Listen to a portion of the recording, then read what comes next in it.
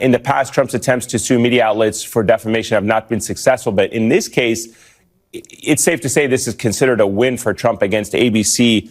Why? Well, absolutely. I am sure that Donald Trump himself and others will spin it as a victory that he has defeated them. And I also worry about the chilling effect that it could have on others. But if you look at the language of what George Stephanopoulos said, he was really referring exactly what the judge said in the case. And I'll quote the judge to be accurate.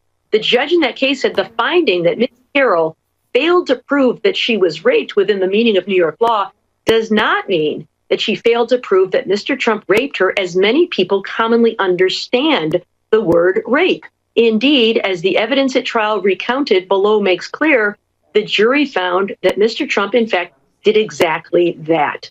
So it seems to me that with that language, with that quotation, ABC actually had a very strong case, but chose to settle. A settlement is not an admission of liability. It is instead an agreement to end the matter in the best interest of both parties. But they are agreeing to issue this statement of regret, which is not exactly an apology. But I do worry about the effect this could have on others and the chilling effect it might have on people who otherwise would be critical of Donald Trump. Harry, I know, and I will tell our viewers, you are not an ABC executive. You are not part of the organization. But why in the world would they? I mean, Barbara just laid it out perfectly from a legal point of view in terms of what the judge's exact quote is.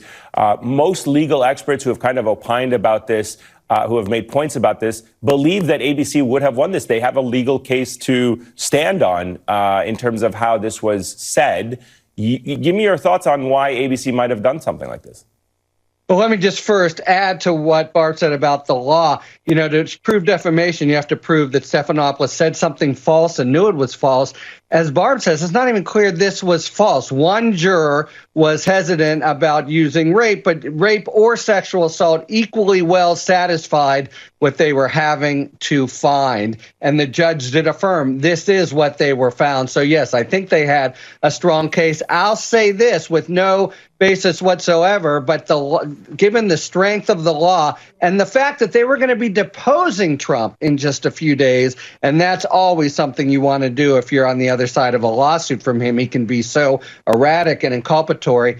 I got to think that the ABC boardroom was involved in this decision somehow.